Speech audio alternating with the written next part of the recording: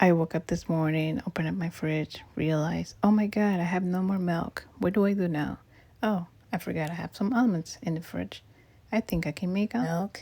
Okay, let's get 1 cup of almonds, pour it into a pot, add some water, and take it to the stove so it can boil. Usually we would let the almonds sit in water overnight, but today we have an emergency and we gotta do this right away. So let's make some milk.